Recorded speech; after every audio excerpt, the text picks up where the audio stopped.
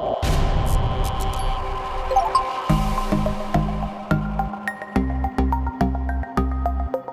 everybody, welcome back to another episode of Divine Data. I am Samantha Rose Paprin. We have Joonas Kent with us. How are you today, love? I am so good. What is it now? 11 a.m. Southern California. I've been up for since 5, so 6 hours. I've been in the ocean already. Feels so good. How refreshing is that? I'm in Costa Rica right now. I'm looking at the ocean, but the beaches are closed here, so I cannot immerse myself in Mama Ocean right now. Yeah, that's why we went at 6 a.m. Oh, you're doing okay. Little sneaky sneak. Little sneaky sneak, yeah. How are you? I'm doing really well. I'm actually getting geared up to fly to Texas tomorrow. I'm going back into the gauntlet. Yep. Wow. Interesting. Yeah, it's been interesting. You know, it's a practice of emergence, this life stuff. And it's so interesting that I'll be speaking with you right now, especially with your affiliation to OneNation Party. And I just watched your video again just to get revved up for it. And I literally have energy coursing through my veins because of it. I am Which one, the launch film or the launch film? It's the one that you just sent me. I think it's the launch film. It's the one you sent me via Messenger most recently. The 30 the one minute? You put out in February. Yeah, the long one. Mm-hmm. Really incredible stuff that you guys are doing over there. Do you want to explain a little bit about what OneNation Party is? Well, I can, and I can give you a little bit, and then I'll explain why I personally don't want to get into politics too much myself. Of course. But yeah, OneNation Party is a new American political party founded by Christopher and Sophia Life. And I moved to the OneNation house here close to San Diego mid-January when we finished or made that launch film and put that out. And Christopher Life, who was one of the founders, or Christopher and Sophia, they've been working on it for years, and then now everything's kind of coming together this year. But then obviously life had some crazy plans for all of us, so now what we put out in the beginning of the year, everything has obviously shifted, and now there's a whole new plan and a whole new thing of what's coming up. And there's some things we haven't really talked about, a lot of the new stuff in public, but I feel like there's nothing to hide about it. So we're moving out of this house in a month and moving to New Mexico to start the first kind of just village but like a working festival where it'll partly probably feel like Burning Man, but partly like you're at this village creating a new political party. Right. So it's a community building new systems for this paradigm shift that is occurring right now. It's one of those that people, but at the same time, it's like Occupy meets a startup meets a festival. That's the best I can give you. But it's pretty not exciting. A bad mashup. I think that there's a lot of people searching for something like that, especially now as we're watching the systems that we've known for so long crumble all around us. And I in total agreements about not wanting to necessarily get deep into the political stuff with you. I just find it so fascinating, the work that you guys are doing. And I am a total proponent for it, because I do believe that we need to shatter the old ways and build anew and come together as a whole rather than be separated in illusion. It's really incredible work that you guys are doing, and I'm excited to see what comes of it. I would love to come and visit you guys in New Mexico. Definitely. Yeah. See, that's what's initiating me to want to come back to the States, because if I were to stay in Costa Rica with what's going on in the world right now, if I didn't get on this repatriation flight tomorrow, who knows when I would be able to make it back to the States. And I want to be there with the people in the front lines doing the work, standing in integrity with you guys, so that we have more voices speaking for the people who can't be heard. And so that gives me the opportunity to, you know, hop in the car and drive. I'll be in Texas. I can drive over to New Mexico. Exactly. You're right there. Yeah. Perfect. Yeah. Let me real quick, just so that there's no confusion. I'm a storyteller and a filmmaker. That's my perspective onto this project.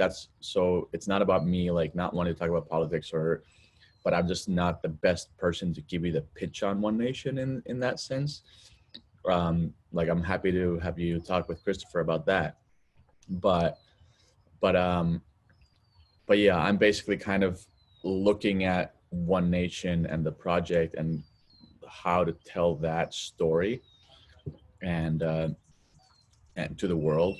So right. that's an integral part of it. You know, you're the voice behind the voice, you know, you are you're curating the story for them that, you know, they have all the energy behind, and, you know, you obviously believe in what they're doing. Otherwise you wouldn't be there. You wouldn't be passionate about it. You wouldn't have the vision that they are seeking. Because I know for me, I have my own vision. I'm visionary for sure, but there's some things that are not in my wheelhouse. Like, I'm currently working on this show, and I couldn't, even if it was the gun to my head, try and edit this or make graphics for it or try and sell it. So I'm just like calling in a team of people to try and help me do that. I have a great editor. Hey, Joonas.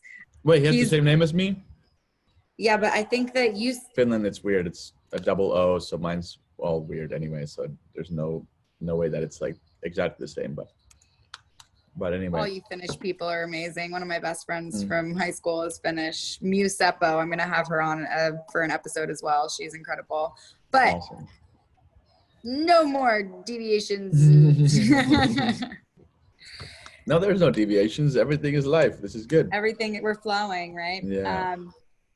So yeah, that's really incredible. It's an incredible space for you to be in, to be creating for them. And I'm excited to see more of it. Like I said, I'm excited to come visit you guys. What drew you personally, Joonas, into the path of becoming a storyteller? So my whole life, I've just always kind of followed my flow and highest excitement intuitively, and even from a young age, before really starting on any kind of spiritual path or anything, I was already just kind of following my highest excitement. I was a filmmaker since I was 14, and I got sent around the world to film snowboarding since I was 15, 16.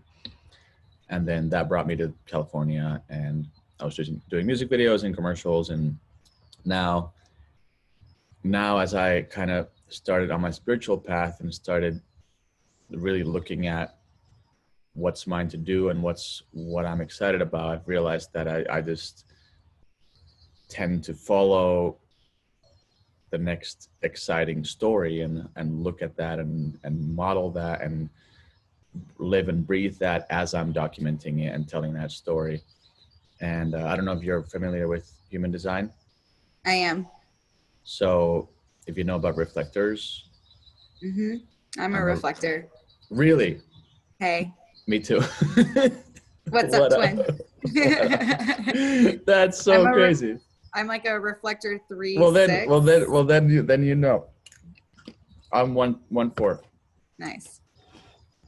But I'm only recently kind of learning about that, so I want to learn from you soon about what this all what it means to be a reflector. Yeah. You know, it honestly, and I love. What's your? Let's talk about this for a little bit, because this is rare. Can you explain how rare this is that you and I are now talking like, and we're reflectors? I think it's something like, I don't remember exactly the percentage. Is it 2%? 1% of the world are reflectors. And essentially We are natural born leaders. However, up until a certain point of our life, I can't remember if it's 36, but up until about 36, we have to be asked for advice. If we are not asked to be giving that advice, it will be sent back to us. It will cause tension. It'll cause turbulence. It may cause a break in friendship or relationship. It will cause some sort of dissonance. So if we're not invited to share our wisdom, it will not be received. Mm-hmm. It'll be reflected back onto us. Mm.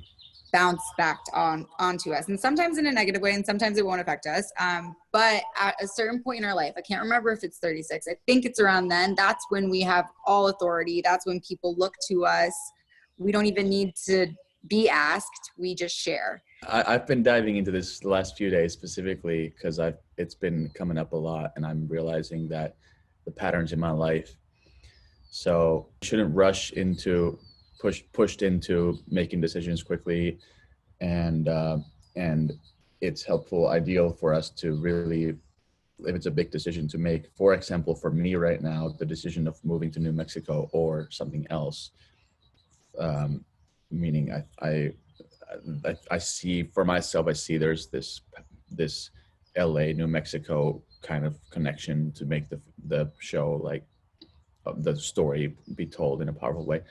Anyway, so that's what I'm contemplating on right now. And in terms of reflecting and getting these, saying our mind, it's oftentimes from my personal experience, even just last night, for example, was a moment where I said something to someone and it was basically the collective feeling of the room, but I just voiced it to him. And then only later he realized that, okay, it was actually like, I had to like show him like, hey, like understand why I said that. I said it from the perspective of the feeling tone of the room, of the energy in the room, that we kind of wanted you to hurry up and like not get into too big of a story is basically what the situation was. Too long of a story. And then he understood that. But yeah, it's really interesting, a really interesting time. Yeah, I mean, we get to we have a pretty deep sense of like empathy in that way, where we can feel into everyone's. Yeah, and it's bigger than it's not what an empath would feel. I feel like it's actually like, it doesn't affect us as much personally, but we do feel, I at least notice and feel energy in the whole space. And that's about what I've been noticing all my life. As a kid, I was like what I remember is really always knowing in like high school or something, if someone liked someone and then they didn't know about it. And I was like, of course she likes you. Like you can't feel it. Like what? So that was, yeah. I love that. I love that sense when you're like a kid too, and you're going through these experiences, you don't realize you have these sensitivities, and you think everyone around you and like no one else knows. And you're like, wait, this isn't normal. Like to be able to sense into all of that. Yeah. Yeah, no, it's a really unique ability to be able to do that. And sometimes a blessing and a curse, because there are times where, you know, you can even go into a space where what people's words and actions aren't matching what their actual frequency is. Oh yeah. And for me, sometimes I struggle in that because I can feel what the reality is. So I always am just like bouncing off everyone. Like, I don't really want to be in this space. Not that it's affecting me, but I'm like, there's a lot of, I don't want to say, because fakeness going on around here, and like people who are putting masks on rather than being transparent. And because I'm so sensitive to that stuff, like I'm just an open book at all times. And I'm willing to be wrong, and I'm willing to admit that I'm in a shitty mood. And that reminds me of that video, that beautiful video that you put up on Facebook. And I think I sent you a message thanking you for your vulnerability and authenticity, because that really, to me, shows that signs of a person who's willing to show up for themselves and show up for their community. You showed up that day for your feelings. You wanted human connection. this whole thing that we're going through, even though it is in some ways, and some people may not like me saying this, but an integral part of this paradigm shift to wake people up and to show them what's really happening in the control rooms of this VR game that we're playing called life.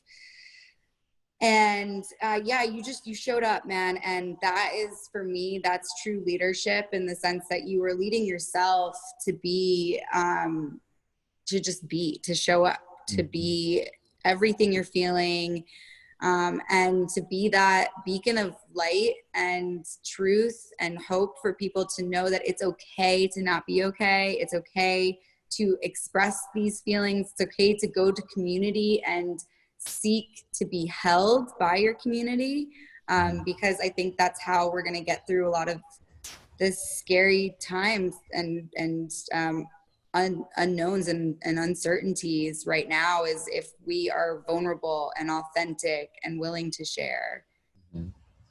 Yeah, and about that video, I want to say that a lot of people, especially back home in Finland, like old friends, started looking at me and asking me like if I'm okay, and like all these things, being super worried. But it wasn't about that. Like, you can see halfway through the video, as I like fully let my emotions out and I come back to center, and then I realized, or like I fully recalibrated as I'm filming a selfie video. And that just happened. I wasn't planning on it, but I knew from the work that I've done that as long as I just really go into the emotion and feel it, that I'll always like have that breakthrough and have that feeling of calm afterwards. And that's what I did. I just did that process live on camera for myself, basically initiated myself and started filming myself doing it. Or I just felt that emotion coming up. I'm like, okay, I'll just film it this time. And now that I haven't been posting much, but I feel like I should start sharing that stuff more. I have like, but I don't want to like have my Instagram be full of cry videos. So there's that too.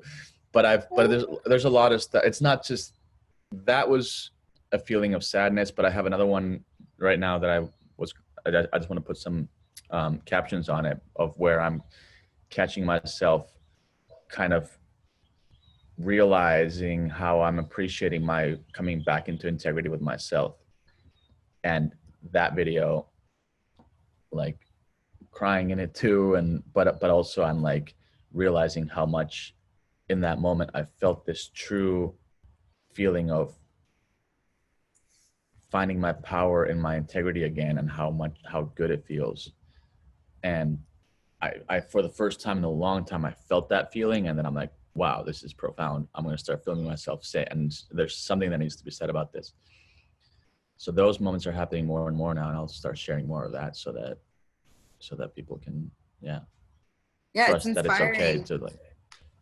Yeah, it's okay to not be okay. It's inspiring. It allows people to feel safe again. And we need to create a safer space on the internet. I mean, honestly, right now, with all of the censorship and crazy stuff that's already going on the internet, we need to clean up that space as is.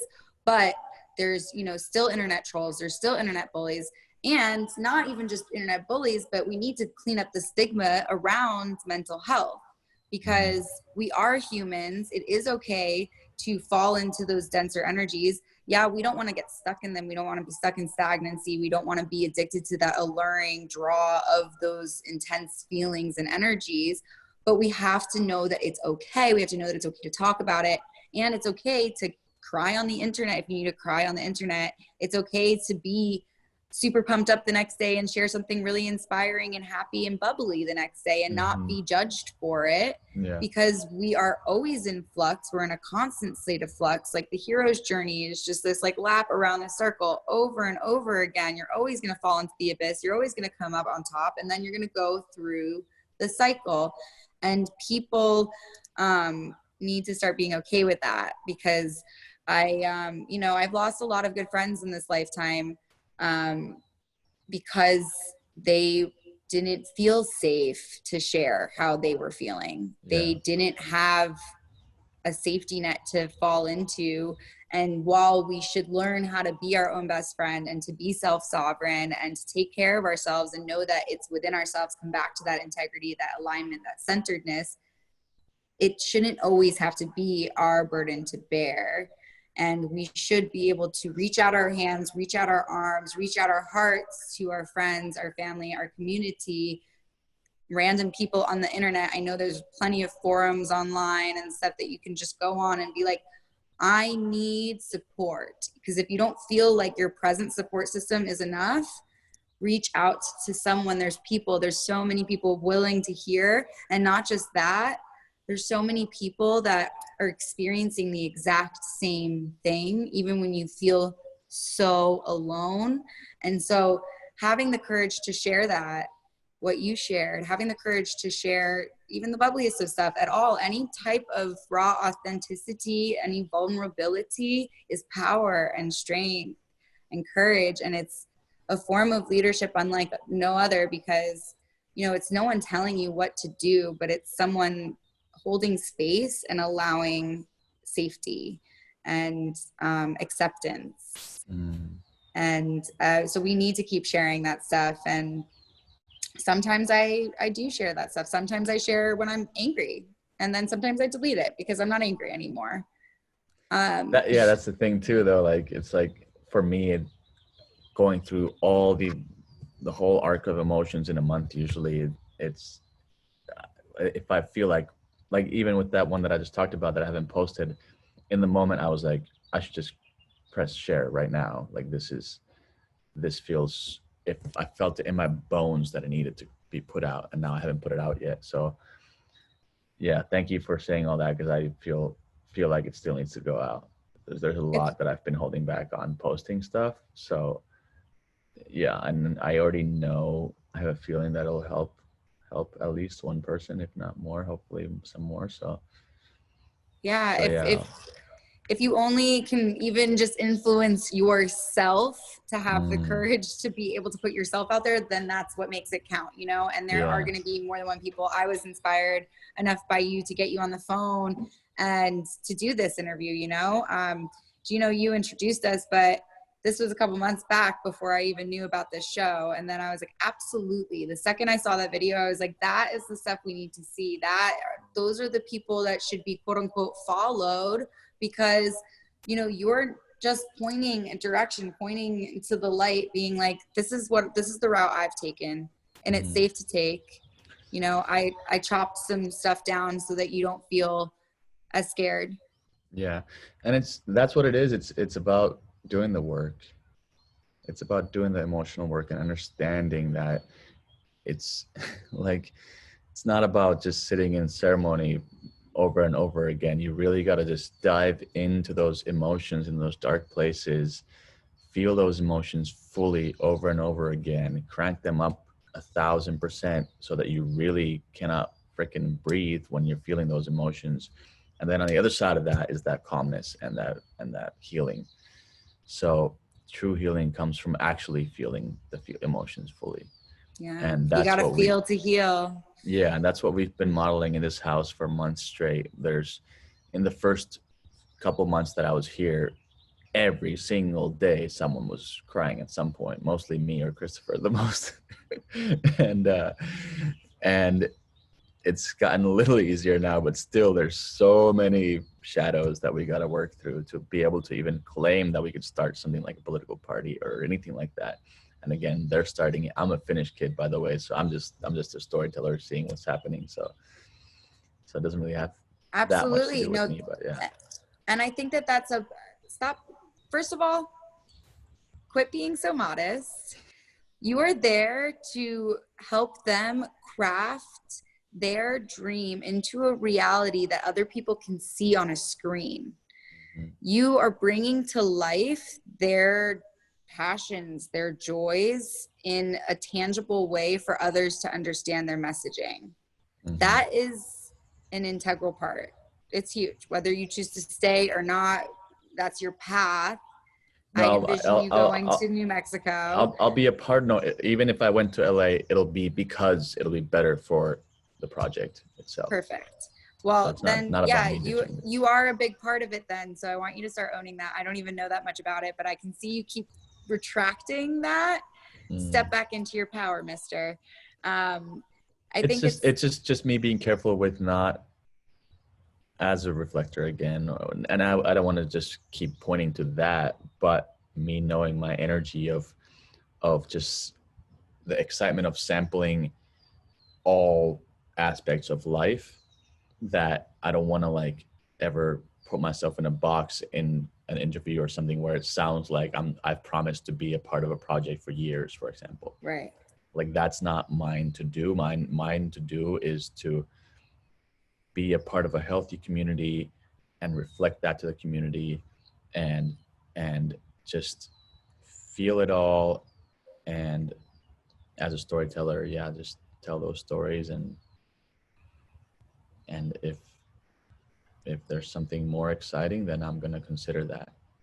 So For sure. I'm not promising that I'm doing anything for more than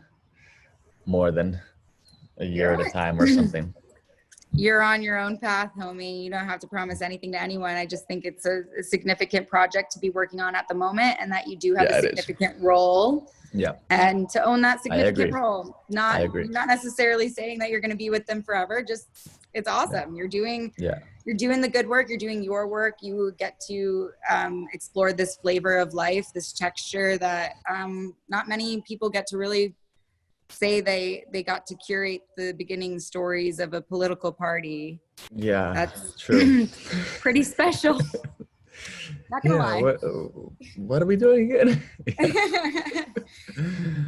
But it does start with the inner work, and I think that really, when I value and look up to someone in a leadership position, it's because they've opened their heart and they've opened their soul and they've opened their mind, and they've been able to be vulnerable and to share and to also learn from their peers still, even though they may be in some hierarchy, structure above someone. They still are like, no, I'm learning, I'm taking in, and I'm evolving with, instead of being the Führer type leader that, a lot of people have, this aversion to leadership for, because we've been led amok, especially here in this, or wherever in the States. I'm not even in the States, but I'll be in the States soon. So getting my mentality there already.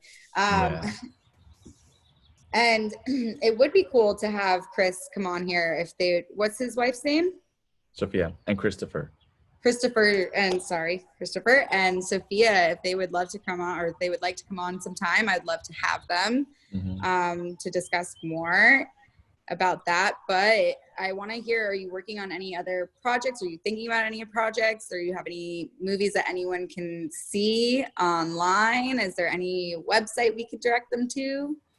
Honestly, in the last 6 months, like I've kind of shut off all of my old work. I mean, there is some of my work still can be found online, but like music videos and all kinds of stuff, but it doesn't really have to. Yeah, there's an Oakley snowboard movie that I made a few years ago, and a bunch of music videos and commercials online after that. So just searching my name online helps to find that. But yeah, right now, the biggest thing that's really coming through is to like really step into my writing, and music is somehow like wanting to burst out of me in ways that I haven't even learned how to express yet. So just working on my voice, and I want to learn the guitar really well and see what comes out with that. So that's what I've started to work on the side here. So we'll see. Awesome. Yeah, we're diving in. We're finding our truest passions and our desires, and it's such an interesting time, because I feel like you mentioned the shadows that are coming up and all of the crying and the cleansing that's going on. Because like I'm viewing this pandemic time as a time where literally every single person on the planet's greatest fears, shadows, and everything are here staring them directly in the face. and we're meant to learn their name, learn why they're here, learn the lessons that they're meant to teach us, and then unpack all of that, and then help them repack all of their suitcases and see them on their way out.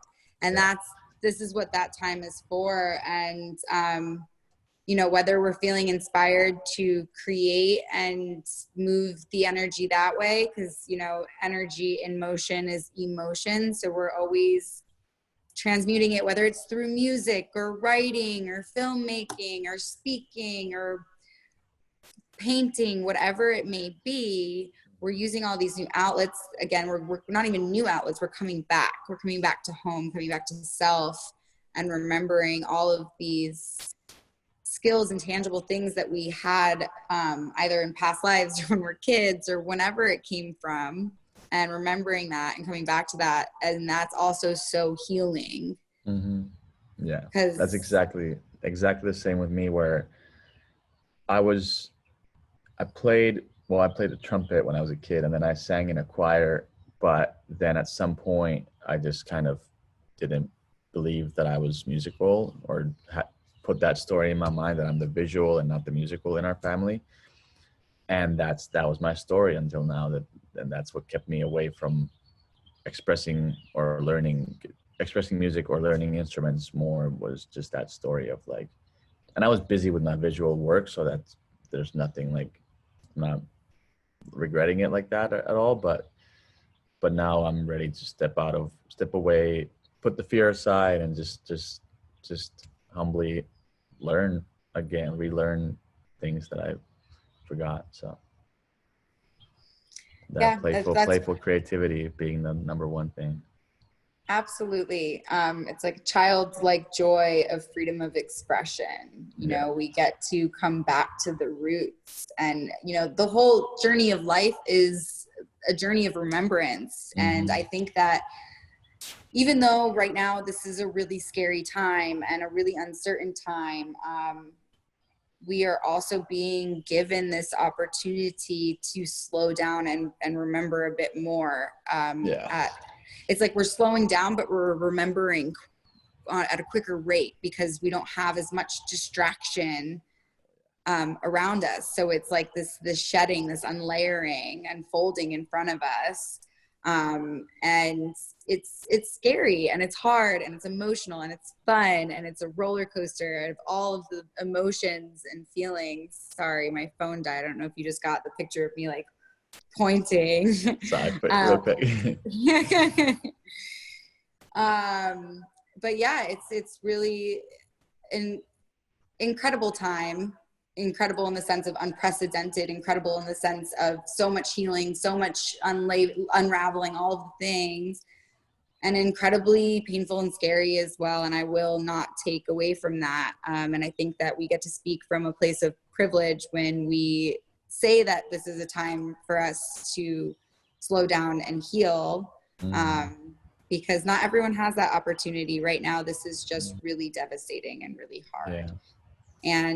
But that being said, that's, you know, we have this opportunity to then quicken our healing, to do the work, the inner work for us. So then we can then become the advocates, the voices for the people who don't have as much privilege, accessibility, and ability to utilize this time, quote unquote, productively, or in a way that will lead them to something more prosperous, because it's just, and I pay respect to that. And again, sorry, go ahead. I'm sorry, I didn't mean to cut you off, but in terms of like, I completely understand and see where those people are coming from, but then there's those people who are not taking this time to heal and have all the time in the world to do what they want, have the finances to just live comfortably in their homes right now, but then instead they still don't want to do the inner work. So you see them quickly doing a lot of camping and traveling and meeting up, or having like their quarantine mates suddenly like be a part of their life, and suddenly like kind of turning their quarantine time that was meant to be for them to be with themselves and their emotions and really work through those, I feel like they've now just kind of found, a lot of people I feel like have kind of gotten into a relationship because of quarantine so that they don't have to deal with themselves, and they get to like suddenly have someone else there, and then just finding all these distractions still to not really do the work. Yeah, and you know whatever what? form that is. So The thing is that those people, like, who doesn't actually want to do the work? Let's be real. Deep down, our souls want to be seen. They want to be heard. They want to be free. So, right, I agree that there are so many people doing that right now, and it's, you know, in some ways a little bit disheartening, because it's like, come on, guys, this is the time. And if they have the opportunity, they really should. But I'm also just leaning into this like limitless, like compassion and understanding and acceptance for people, because it's hard work. It's hard work. It's scary stuff. It's one of the hardest parts of the human condition, is to actually look at thyself and know thyself and love thyself. Yeah. Yeah. It's been painful. It's painful. It's painful. And the thing is that's why we get to still show up. We have to show up. Yeah. It's about standing integrity for yourself and for your community, because we are the ones that we're planting seeds in the gardens of their subconscious, allowing those to blossom over time in their own time. However fertile their gardens may be is how long it's going to take for them to finally bloom.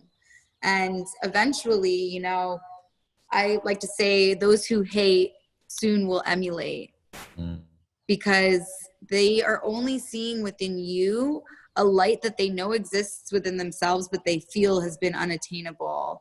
And so they spew, you know, hatred or dislike or whatever it is your way, because that's easier than just being like, okay, well, troops up, like, let's go and do the work and like go in and like meet the shadows and like do the shadow boxing and then hug the shadow and like cry with the shadow and then like frolic outside and play until it goes off into the ether, you know, and transmute into like bigger lights in your cracks wherever the pain came in. And I think that, so to those people who are still continuously trying to distract themselves, putting themselves into relationship, doing the things to avoid the work, they're still listening. They still hear, and they're still just people in pain on a path that is scary and treacherous. And, you know, unfortunately, there are some people in this world who will never do the work. But I'm talking about this world. We're stepping into a new world. And I think that the new world that we're stepping into, there's no avoiding it. So whether they're looking at it now or later, they're going to have to eventually. And just keep doing what you're doing, keep showing up, being vulnerable, and we got this. Yeah, that's the thing in all aspects. Whatever you're seeking, whether it's love, success, acceptance, the answer to all of that is that you are the one you've been waiting for. And now as a collective, we are the ones we've been waiting for. So I just hope that everyone who feels the call to do the work, steps in and gets encouraged to meet those shadows. Yep. And I think that they are. I really feel this quickening happening on a massive, grand, global scale of people recognizing the truth and seeing the light and seeing their own power and remembering their purpose. And I see a lot of activated throat chakras out there right now, like vibrating and ready to go and ready to be heard, seen, felt, and expressed. And I'm just really, really looking forward to the future, even though right now with all these uncertainties, it doesn't feel so good and there's so much tension and turbulence coming up. I have so much reverence for all of that, and I know that it's all happening for our highest and greatest good. Yeah.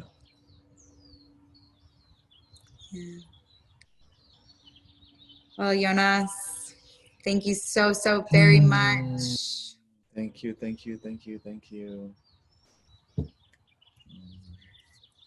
I hope to have you back on sometime soon. And thank you. You guys watching out there, press subscribe, press the notification buttons, and we'll see you next time. Love you, sister. Great to talk to Much you. love. And see you soon.